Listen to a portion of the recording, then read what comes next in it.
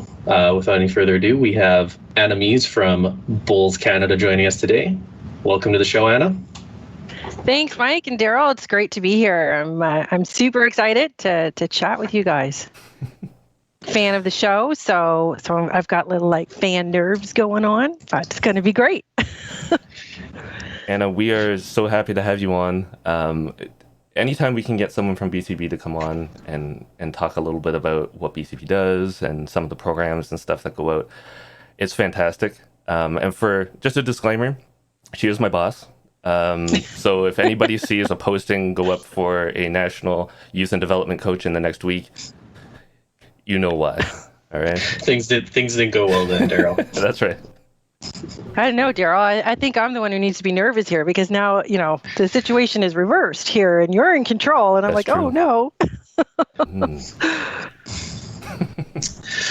So I guess if we're getting started here, for someone who maybe doesn't know much about you, Anna, could you give us a little bit of a background of who you are and sort of how you got into, Bowls Canada and bowls in general? Absolutely. So I am currently the Chief Executive Officer of Bowls Canada, and I've been with the organization for it was 8 years in June, so that's pretty exciting. And before that, my career has been in the not-for-profit sector of sport. So I've worked in sport now for almost 30 years. Wow. Worked for organizations started my career with the Canadian Association, what was then the Canadian Association for Physical Health Association, which is now PHE Canada. Did a stint with the Canadian Intramural Recreation Association, which is now part of PHE Canada. Spent some years with Canoe Kayak Canada. Spent a bulk of my time with the Coaching Association of Canada. And while I was there, I worked as a consultant that helped other national sports develop their national coaching certification program. And through there, I got to work with I was just shy of 45 individual sports. So I was really privileged to be able to do work with sports like tennis, hockey, curling, golf, broomball, and lawn bowls.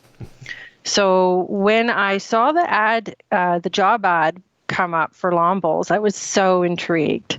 And I had always thought about bowls as being this massive, massive place of opportunity. And so when it came up, I was like, "Ooh, I'm really, really, should I not?" So I decided I'd throw my hat in the ring. Lo and behold, got an interview.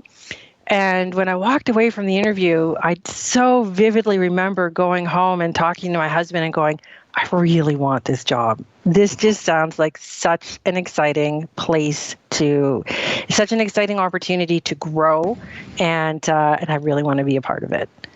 So that's kind of me in a nutshell and how I ended up here. That's interesting because when I talk to people about lawn bowls, usually excitement isn't the first adjective that comes to their mind until I show them and get them involved. But that's awesome.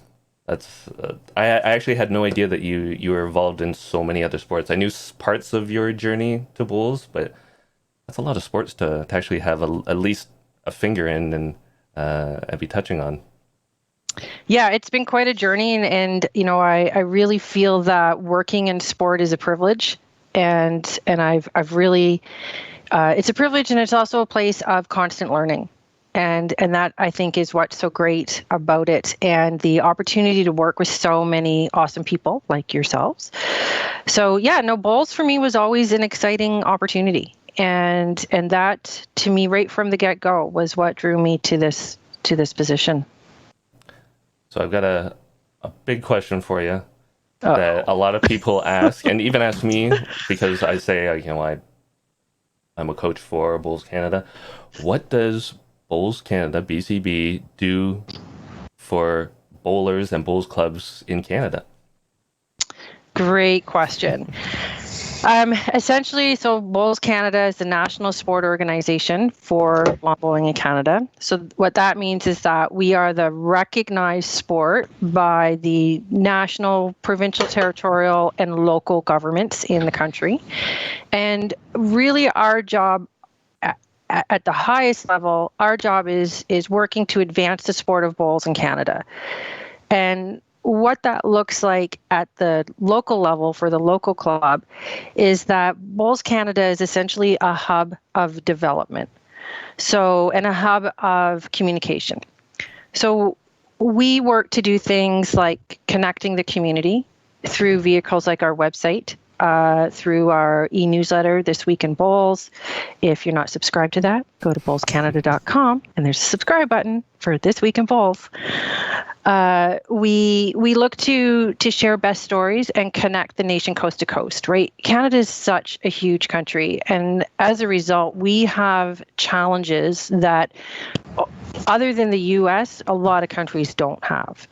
And each individual province really could be its own country. And when we're trying to provide that connection and connect from coast to coast and from central out to the coast and up to the north, that's one of the roles of a national sport organization. The other thing that a national sport organization, and Bowls Canada in particular, does is we try to develop programs and resources that could be useful for all clubs. So when we're looking to develop things, we're looking to say, does it make sense to have one person develop this so 200 bowls clubs and 9 different provincial associations can use, versus having 200 individual groups try to recreate the same thing. So looking to try and share those, consolidate resources. So things like the National Coaching Certification Program. We look at, last year actually was a great example where, we had this horrible pandemic. We were all shut down. And one of the things that we all realized, all sport realized very quickly, that for us to return to our fields of play, we were going to need to have these return to play protocols. And although every single local health authority had they tweaked, there was a national standard. And so this was a place where Bowls Canada could develop a single set of return to play protocols that met that overall standard, that then each provincial association and each club from there could take and tweak. So rather than having to start from scratch and reinvent a wheel 200 times, it's this opportunity to say, here's a single wheel, take it and adjust the lengths of the spokes that make the most sense for you based on your local situation. So those are some examples. Other things we do, we work to promote the game. So some of the development of videos that we've done, the Bowls is Just Brilliant is a video that any club could pick up and use to play at. We've had clubs take them to seniors expos when they're trying to show what the game looks like, and they'll play that video. Things like the, I could just go on and on, but overall, what we're trying to do is advance the sport nationally so that it can be implemented locally. I think that summarizes it very well. Oh, that's a great answer for pretty loaded questions. So definitely lots of information there, and it's obvious what Bowls Canada does to a lot of people that are involved in the sport. So it's good to kind of get the deeper background context for maybe someone who's not so familiar. So thank you for that. I guess some of the questions we'd sort of prepared here for you. So what would be the thing you're most proud of with your 8 years with Bowls Canada? So 8 years now, as you said, what would you say is your most proud thing that you've sort of been a part of? That is such a hard question, because honestly, there's so many things that I look back on and I feel really proud of. And I think that if I had to pick a single thing, it's really been the culmination of the growth of the organization. And when the ability of the organization as a whole has grown towards this skills-based governance and leadership, where it's working from a place of having a board of directors develop strategic vision and strategic leadership that then is implemented at a staff level. And that has the support and the collaboration of its membership, which are the provincial bodies. And all of that came together last year in this crisis of a pandemic with everything shutting down.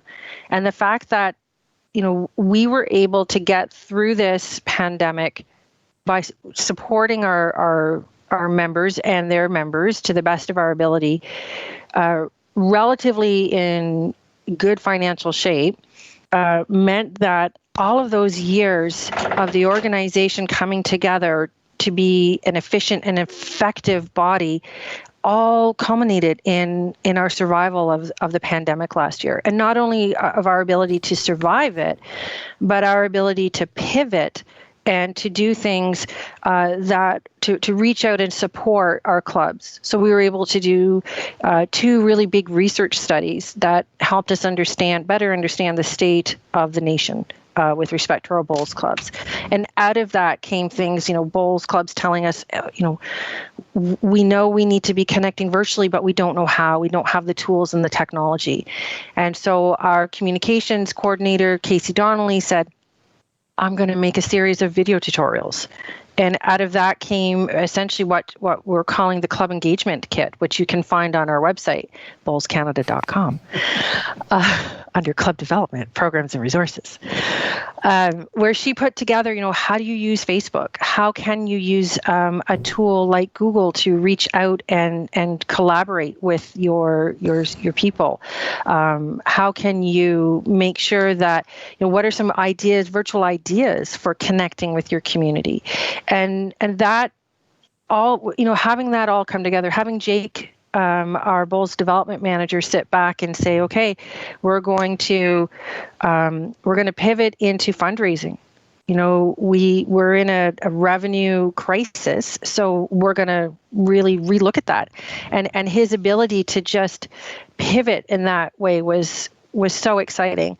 Daryl, the work that you and Terry did to support our team, we went from gearing up to what was going to be a really exciting year of opportunity to nothing.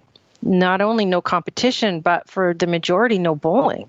And, how you and Terry worked to come together to say, okay, we're going to change things up. We're going to have video meetings. We're going to do some town halls. We're going to, enhance our integrated support network. That I think it all came together. And I was really proud of how we as a team, our board of directors, my gosh, the work that they did last year was outstanding. They were meeting at one point every week, and they put together a response team of directors that met every day for about 6 months, making sure that they had their finger on the pulse of what the organization needed, what the members needed. The skill and the talent of our current board, again, I think really speaks to the evolution of the organization. People want to be a part of this organization now, and that's exciting. So I think I'm kind of proud of that. Yay! And you should be. A lot of organizations, a lot of companies struggled during the pandemic, and whether they were prepared or not, things happened. And I think the response that you guys gave, the information that you gave out, the toolkits that you gave out was definitely helpful to a lot of clubs out there, and I'm sure they're thankful for that. So one of the programs, I don't know if it specifically came out of the pandemic, but during this time, something that you guys released was called Belonging in Bowls. Now, we touched on it here in the show a little bit when it first released, but I don't think we did it justice. So I'm hoping that maybe you can talk a little bit about the Belonging in Bowls program and what is the ultimate goal of going through that program. Okay, awesome. And, anytime somebody talks about Belonging in Bowls, that's awesome. So I really thank you for bringing it up and putting it on your show, because it's a new program and we hope it's going to be an exciting program. But I love to talk about it. So thanks for the opportunity. So Belonging in Bowls really came about during the pandemic, but its roots came long before that. So, we'd been doing a lot of research over the last years and really starting to delve more into the research starting in about 2017 as to why is the membership, why are the numbers of people that we count participating in bowls, why is it stagnant? Why can't we get these growth? Like, to me, I said when I first started, I really saw this opportunity for growth. Everybody should be playing this game. It's accessible, it's inclusive, it's fun, it's strategic. So why aren't they? What's happening there? And when we looked at the overall numbers, so it's stagnant. So that means it's not growing beyond 1% and it's not shrinking beyond 1%. So we're holding the line, which is positive. But that also means that we are not retaining the numbers that we're recruiting. So why is that? So then we started to really look into what is the experience? What is that user experience when you come to the Bowls Club? And why is it that a province like Ontario, who did this fantastic research study in 2019 that looked at how great clubs are at recruiting, but not great at retaining? So why is it that just over 50% of the bowlers that are recruited each year, why don't they stay? And then further, when we look at our aging population and our aging demographic, we know that's shrinking. So we have to recruit and retain more than that shrinkage. So Belonging in Bowls took this concept that when you start to look into why don't people stay and why do they want to join in the first place, where's our disconnect? So people come, obviously, because they want to have fun. They want an experience where they can be social, where they can connect with other people, where they can have that experience of doing something well and experiencing success. And success is so personal. Success is so personal for everybody, and it means something different for everybody. But at the end of the day, whether or not you are a high-performing competitive athlete or you are a social bowler, it's all about having fun. And what our research showed us was that people who weren't having fun not because of the game, but because something was happening within the club that they didn't feel welcome or included. And when we started to delve into that, because we're thinking, wow, bowlers are so friendly. Like, that's one of the best things about this sport. Everybody's nice. So how can this be that people aren't having a positive experience? That just didn't seem to compute. So you dig a little deeper. And then you start looking at the culture of bowls and how it's run by volunteers. And volunteerism is shrinking. It's on the decline in Canada. And when we start to look at who our volunteers are in clubs and at provincial associations and within the National Association, they're all the same people. And so we're asking these same people to do wear so many hats and do these jobs. Then you keep digging a little more and you look at the sport environment in general, not just bowls, but all not-for-profit, all amateur sport in Canada. And the environment that we operate in now is so different than 20 years ago. And even though we're asking volunteers to run it, the reality is sport is now a business. And that social consumer is looking for a standard that is the same as a for-profit business. So all of these things were coming together, and we realized, one, we are asking our clubs to do things that they're not prepared and don't have the resources to do because the environment has changed so much in how we deliver an activity. So Belonging in Bowls really came about in saying our ultimate goal is we want to create these welcoming, inclusive spaces where Canadians come to feel connected. And that was part of our vision. We wanted to connect Canadians through bowls, bring them together through bowls. And the club is such a perfect place to do it. So Belonging in Bowls is really about a program where we try to bite-size resources that clubs can use to develop an environment within their club to recruit and retain bowlers. So that means a better experience for the existing member, for the participant who's coming to play, and for the volunteers who are running the club. So I'll take a breath, but I can keep going. So how did that? Any comments or questions?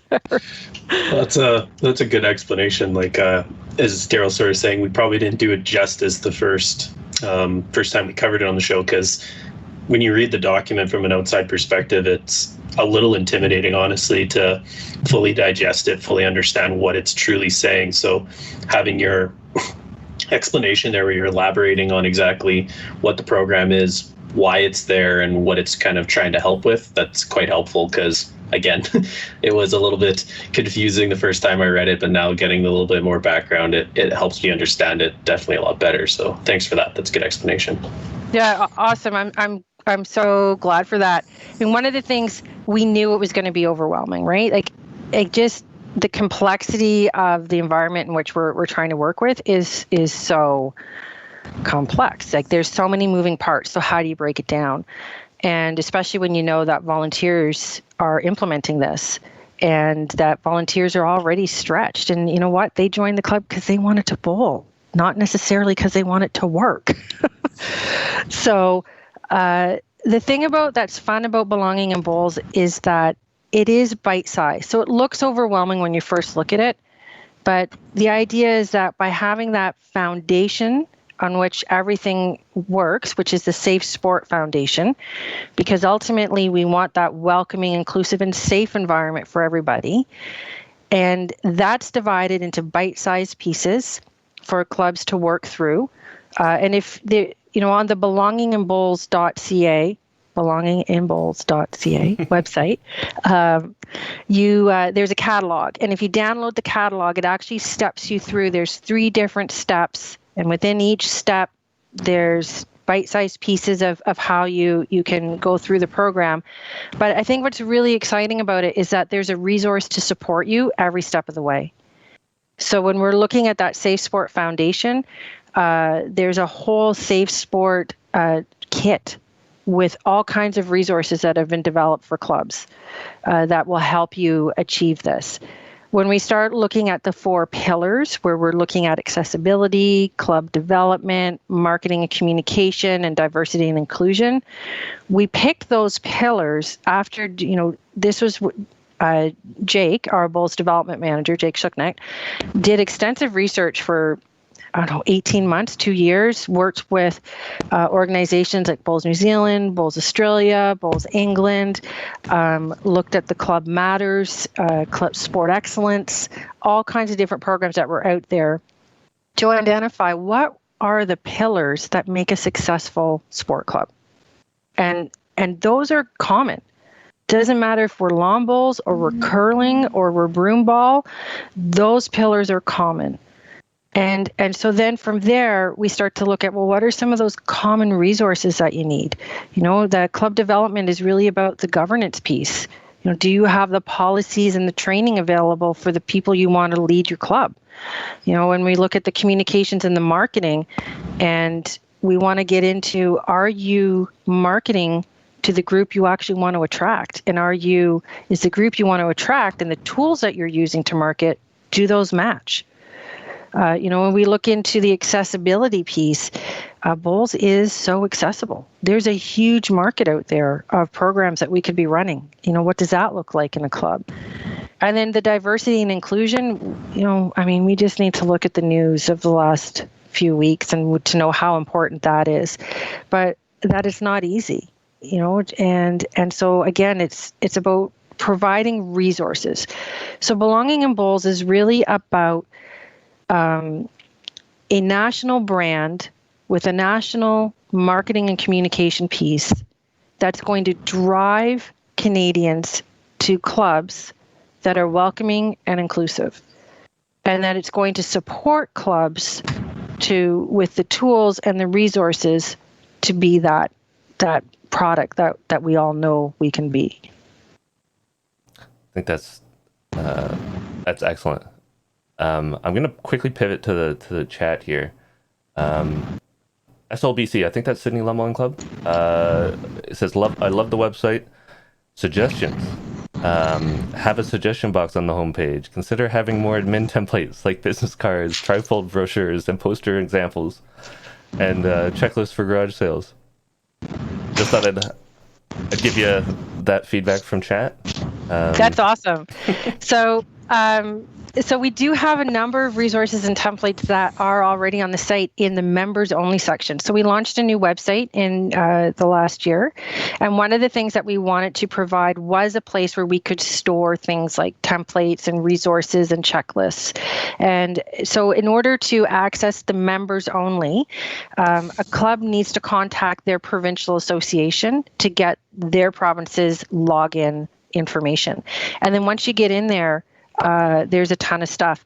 So love to hear those suggestions. If you want to send those to office@bowlscanada.com, we're always looking for more ideas of how we can provide tools and resources. So that's fantastic. Great suggestions.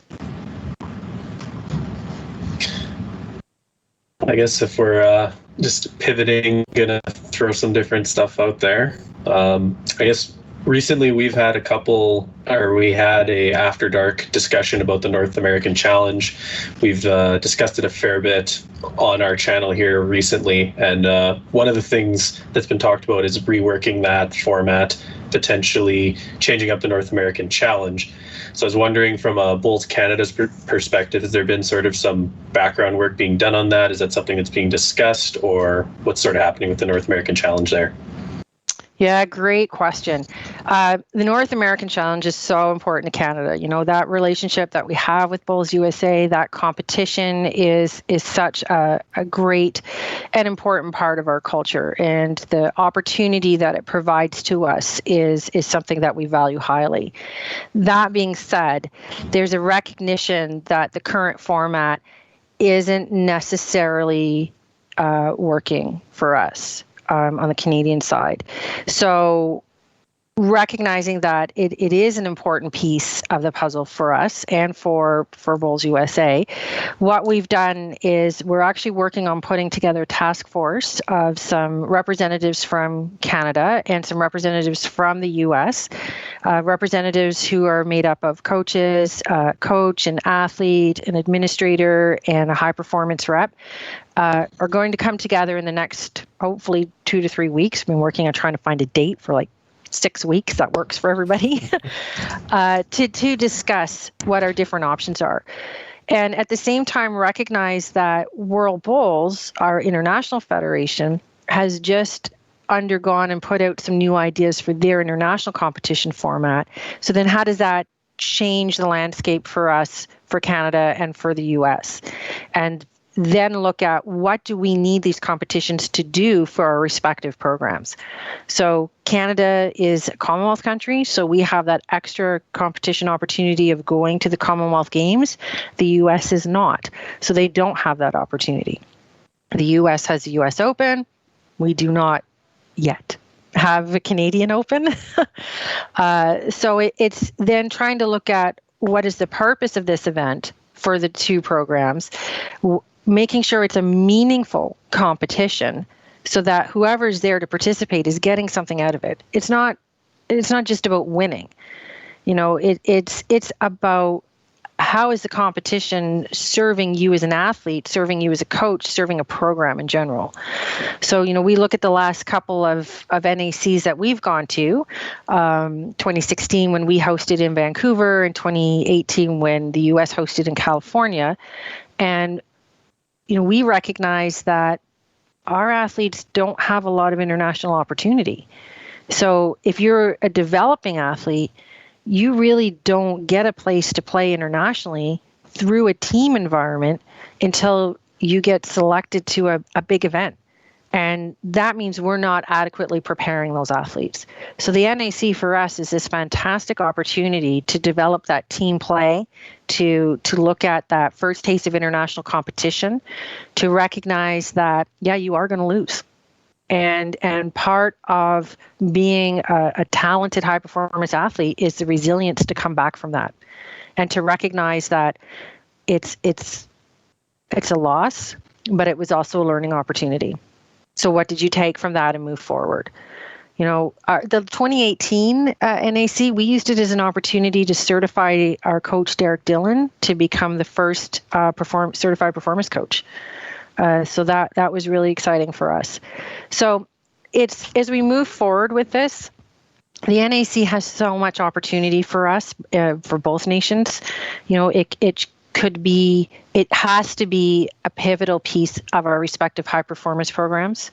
It could be a bigger opportunity to promote the game, and to broadcast it. I mean, right now every time we have an NAC, I swear I need to have like a 2-day tutorial on how the scoring's going to work and what it all means. And, it's so complicated. It's not really, it doesn't lend itself to a broadcast because it's so difficult to figure out what each game meant.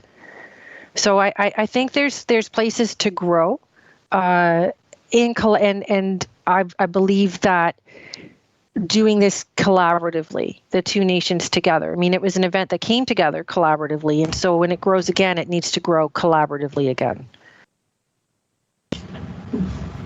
That's really great. I'm pumped to hear that the NAC is undergoing some review and possibly revision. Usually when you see like a big international event or something, you'll see them post up like the bracket or results and all that kind of stuff. I couldn't imagine throwing up that result sheet and saying, hey, here's how US and Canada is doing, and have anybody understand it. Yeah, I've never actually played in the NAC, but I've pretty much secondhand heard from everyone in there that you, as Anna said, you need a 3-hour informational video just to understand sort of the basic workings of it. So it's definitely technical. Hopefully that's one of the things that maybe gets reworked when collaboratively the two countries kind of come together and hopefully work on getting something new. Now, you touched on coaching a bit for the NAC, like having the ability to put coaches in there to possibly get their first taste of international coaching experience, work on certifying people like Derek Dillon, who we've had on the show. You can go and check that interview if you want. Where does coaching fit into Bowls Canada and I guess your strategy for bringing Bowls together? So coaching's pivotal. Right, coaching underpins development without a doubt, and for us, it's about getting qualified coaches across the country to meet the needs of the bowlers that are out there, and then recognizing that different bowlers have different needs. So, if we just look at the grassroots development, we know that you want an experienced coach to introduce the game to somebody who's learning. Because an experienced coach is going to be able to understand that it's not about making sure that everybody knows the rules right off the get-go. It's about using the game and using the experience to provide the learning. And from there, introducing things like rules and tactics in an appropriate way, but that you can have a whole lot of fun. I mean, we just look at the success of lawn summer nights across Canada, and those individuals aren't necessarily playing the truest, purest form of bowls, but they sure are having fun. And that's what having that club coach understand that piece is critical. At the same time, you want to for sure introduce the core making sure that you're introducing those basic skills in a fundamentally sound way. That was kind of still going. Yeah, we're good. Okay. From there, we look at competition coach, and competition coach is really about, just as it says, it's about getting that bowler who wants to compete, who wants to, is looking at improving performance. Then a competition coach is going to be able to take that basic technique, improve it that little bit, but also introduce the tactics and strategies of the game. Then we really start to get into that chess component of bowls and what makes it so exciting. From there, we move into the performance coach, and performance coach is really looking at that bridge of taking that bowler who has their eye on competing internationally, and providing them with the tools and the skills that they need. And by the time you hit performance coach, it's so much more than just delivering a bowl. We're looking at mental training. We're looking at that physical preparation. We're looking at the ability to play 3 long games in heat, 4 or 5 days in a row. And by the 5th day, still being able to implement the same quality of decision making and the same quality of technical ability that you did on day 1. So coaching is key. And growing the number of coaches is important.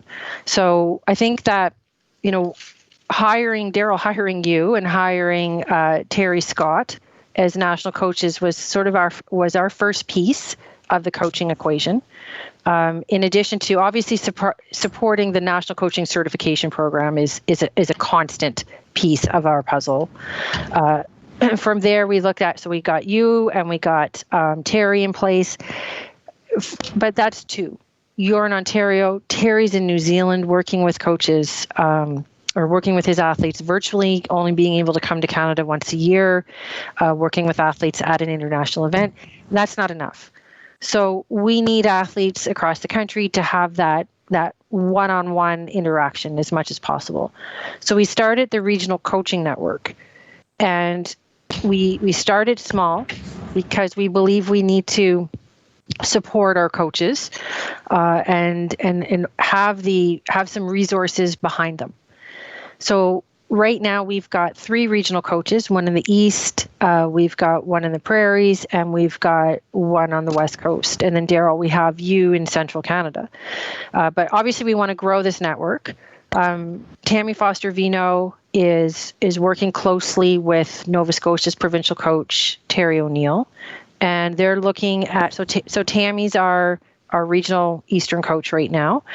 And Tammy's job out there is to not only to be the eyes on the ground for our national coaches and to help implement those programs there, but also to identify and support the talent that exists in Eastern Canada.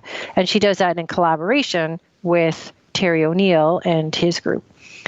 And then we look at Mary Wright, who's our regional coach in BC.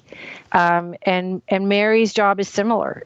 Mary also is the regional coach in BC because we have our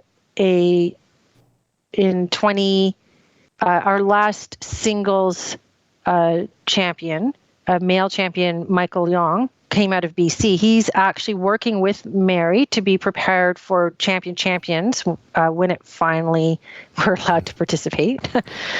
And similarly, she will be that kind of touch point, that bridge between the players who are on a national squad. We have a lot of youth squad players out in BC. Davey Matthew, who's the provincial coach in BC, has just done a stellar job developing that youth program and there's a number of coaches in BC at the different clubs who've done some really fantastic work.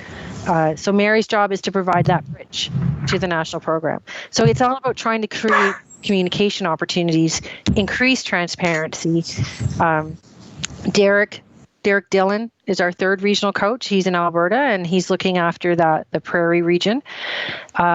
He is the provincial coach in Alberta, and we are very fortunate to have the support of Bowls Alberta to share his time.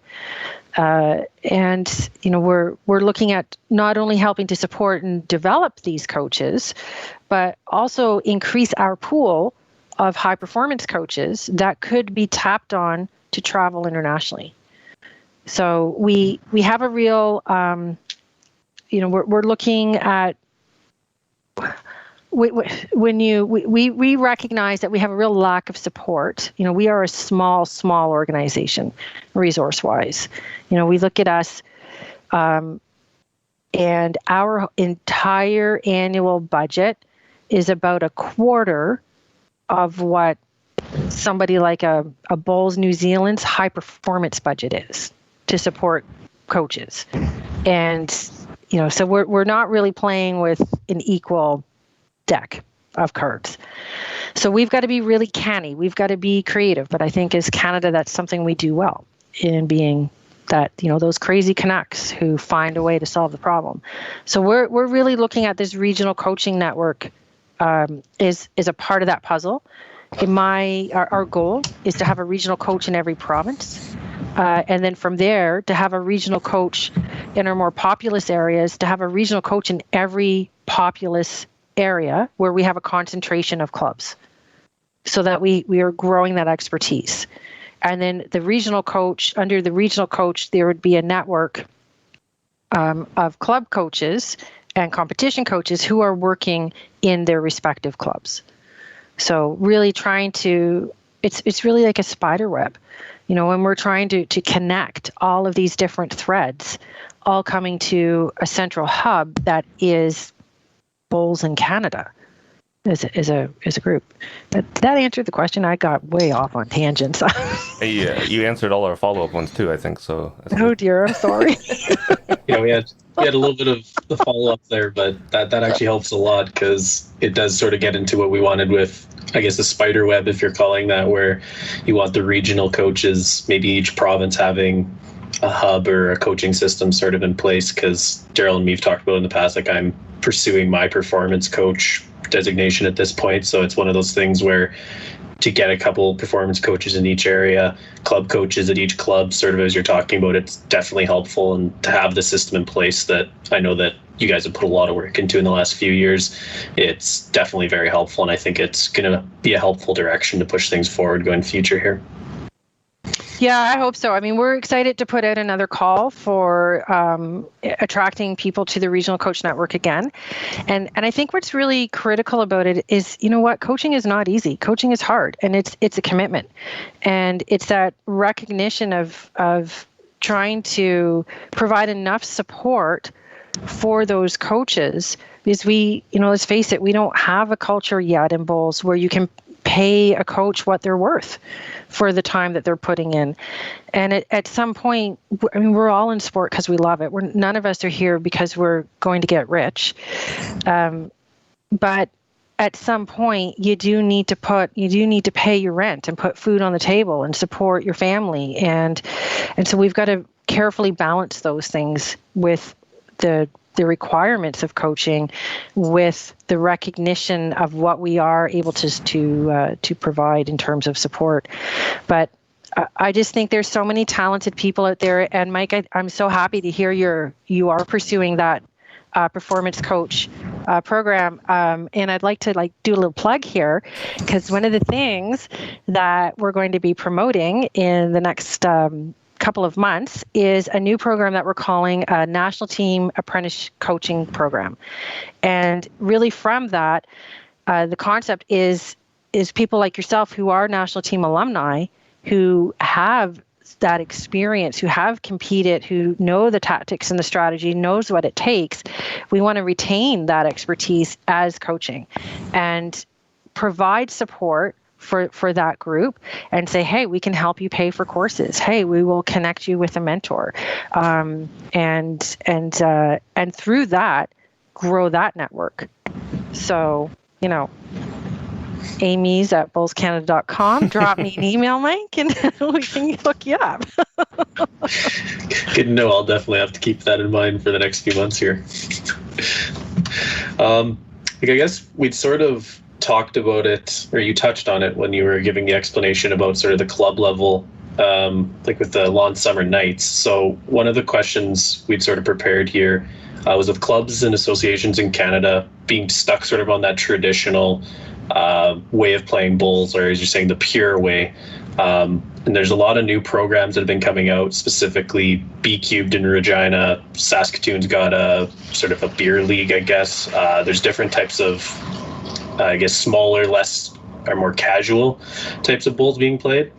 So what type of work is being done, or are there any sort of programs that are being made to sort of try and expand that in Canada, or maybe work towards clubs trying to expand that type of a program? Great question. Such an interesting topic, right? So when earlier I referenced all that research that we were doing, and we were trying to figure out, like, why are we stagnating, right? And when I say we were stagnating nationally, the reality is that there are provinces who are growing considerably. And so, of course, those become of great interest. Why are they growing while others are shrinking? You know, what's the difference? And when you really start to explore what's happening, it is these creative opportunities. It is going beyond that traditional format of bowls. Whether it's, and it's this concept of exploring what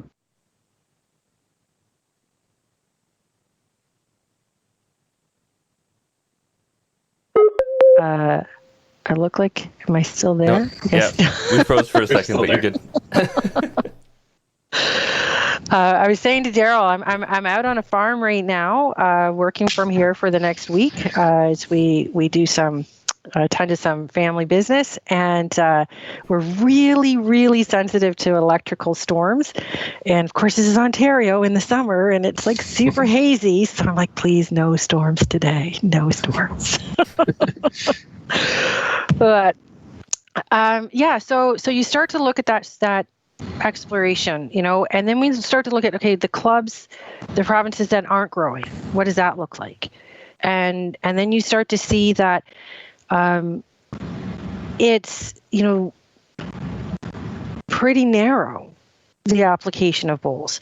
You know, and it's so funny. When I first started in this job, I'm very fortunate to live on a little crescent in a suburb where neighbors are super active. And when I started in this job, they were all like, yes, hook us up. We want to go try lawn bowls. It's going to be so much fun. And I had to say to them, well, you can't unless you're going to actually buy a membership. So, you know, yes, lots of clubs have these try it opportunities. Come and try it, where you are very supervised to make sure that you don't damage the green and that you don't hurt somebody else and do something inadvertent. But that's not really fun. And so when I explained that to my neighbors, they were like, oh, all right then, let us know if things change. And that's always bothered me, that you can't just go play. You know, if I wanted to go play soccer, completely different. I appreciate that I can pick up a soccer ball and go to a community field and just play soccer. If I wanted to play baseball, I could do the same. If I wanted to curl, so now we're starting to get into that facility-specific participation. If I just wanted to go curling, how could I do that? Well, I could join a social league, which is very similar to what, Mike, you're describing with the B Cubed and with Natana's league that they're running. And I just join the league, curl once a week, and go home. And that's it. But we didn't have that in lawn bowls. So that seemed to be something that was really holding us back. And then we start to look at, you know, I spoke earlier about how sport is evolving in Canada. And part of that evolution is coming from that changing demographic. You know, we've got our social culture has been largely driven by the baby boomer demographic for the last decades because of their size, right? And then you have that traditional Gen X who were so undecided about life in general. And then along came the millennials. And what's really interesting when you start to look into that consumer research, it's the millennials who are driving forces now. And the Gen X's, the older Gen X's do what the baby boomers want them to do, and the younger Gen X's just go along with the millennials because we're just not very good at making decisions, apparently. But so then we look at what does that millennial do, and they don't have the financial resources that the baby boomers do. Quite a lot of them are working 2 or 3 jobs, and when they want to play, it's really important because this is their time to take a break. So they're really looking for that quality activity experience, and they're not looking to volunteer. They don't have time, even if they wanted to. So when we look at the traditional setup of a bowls club, which is buying this annual, almost you could call it a country club type of membership in order to play. And along with that comes the strings to volunteer, because as we've already discussed, without volunteers, the club doesn't run. And now we've got this whole other demographic that's coming up that doesn't want to do those things. That's a concern. And if we don't evolve and adapt, then we know what's going to happen to this sport in the next couple of decades. It will be gone.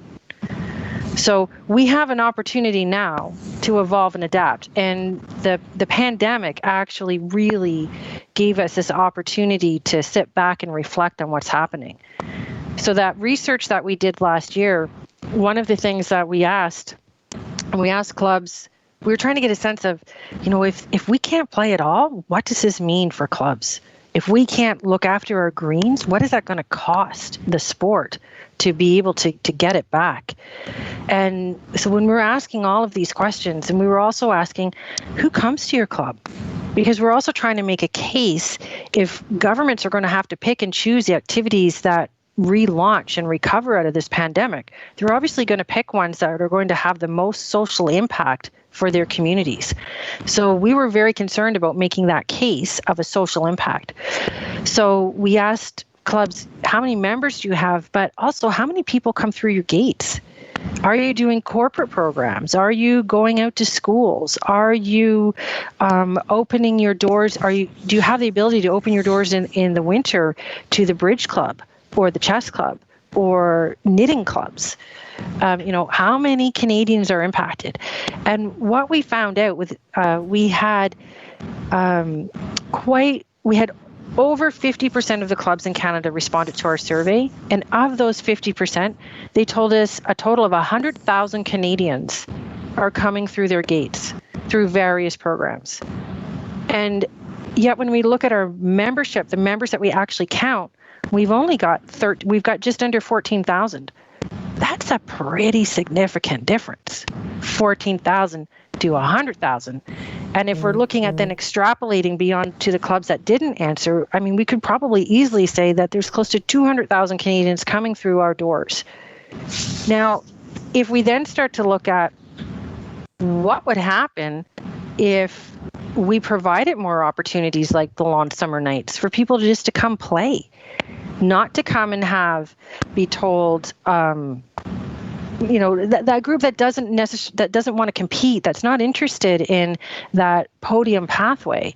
So they don't necessarily want to know the tactics and the strategies yet. They just want to play. So if we can provide opportunities for them, we know our consumer research tells us they're willing to pay. They're willing to pay to do this. And they're willing to pay more than an annual membership just to have a no strings fun opportunity. So now how can we take that and turn it into something that then allows a club to hire a staff person to run these programs so we're not tapping out volunteers? And when we talk about what is the program that we're trying to put in place, part of that's belonging in bowls. And when we look at that club development and that marketing and communication piece and the diversity and inclusion, all of that is getting clubs to explore, what is my neighborhood? What makes sense for us? Where do we have places where our greens are standing empty? I mean, it is the worst to drive by. We have 5 clubs in the greater Ottawa area. And to drive by one of those clubs in the summer and it's empty, it's the worst. Like, our greens should be full every hour of the day, and yes, okay, maybe not at noon when it's super, super hot, but there's so many opportunities there. So yeah, I said I wasn't going to ramble on, and look at what I'm doing. I'm a little bit too passionate about this stuff. So I think what you've said makes a lot of sense.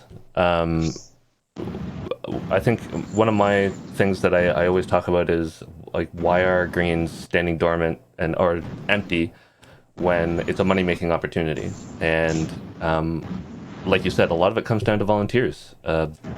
People, when I see emails going around of who can cover this league and who wants to do Fridays and who wants to do Thursdays and all this stuff, it's a very small group of people that do it, and they can't spread themselves over every day, every hour of the day. So there's times when the club is closed, when there's people at the park and there's people walking by, where you just want a chance to say, come through the fence and just take a look. Yeah, and we're missing so many opportunities just doing that. But like you said, it comes down to volunteers, and people just can't do everything all the time. No. Well, one of the programs that Jake Shuknecht, our Bulls development manager, was working on before the pandemic was a workshop that we called the Club Development Workshop. And in it, he had this really neat exercise that looked at who do you want to come play? Where do you what spaces do you have available for activity? So during the day or during the week, who would you like to fill it with? So what is the market that's around your neighborhood that could conceivably come and play? What are the resources you need to support it? And now how much do you need to charge to have those resources? Because, bowls is so undervalued, and it is without a doubt the cheapest game out there. When you think about what you pay to go play a round of golf, what you pay for a curling, a social league, and then what we pay in bowls, it's just not comparable. And until we start to truly value the product that we have to offer, we won't be able to hire the resources to run these programs. So it's a real chicken and an egg opportunity here. But, Jake is actually working on taking that workshop, which was originally dependent on a face-to-face delivery. And he's actually right now developing a request for proposal to have all of those activities developed and translated into an online learning opportunity that we would be able to offer to our clubs, so that every club would have the opportunity to go through these exercises, get the business tools, get the marketing tools, look at the governance piece. And the nice thing is that all connects to the Belonging in Bowls program as well. Well, Anna, I think we've taken a lot of your time. We've heard a ton about the programs that Bowls Canada is putting forward. Great answers to questions, information for everybody to take a look at. Well, we're hoping that if you're here watching the show, or if you're watching on YouTube, share this with your clubs, share this with the people in your province. Let them know that this program is on, and that we have great guests like Anna Mees coming on to promote bowls and explain exactly what's going on in your country, so you're well informed and your club knows exactly what's going on. So with that, Anna, thank you so much for being on the show, for being a willing participant, and have a great rest of your day, and we hope that we can have you on again. Yeah, absolutely. Thank you so much for the opportunities. I said it was a fan experience, so thank you. This was great. I love chatting about bowls all the time, so this was super. Thank you very much to both of you. Thank you. Thanks for coming in, Anna. All right. And bowlscanada.com, belonginginbowls.ca, and you can always reach us through office@bowlscanada.com. My last flex. There you go. And just so you know, Jake Shuknecht is in the chat. So if you have questions that weren't answered, or if you need some more information, let Jake know, and he can point you in the right direction. Awesome. All right. Thanks, guys. Thanks, Anna. Bye, Anna. Bye.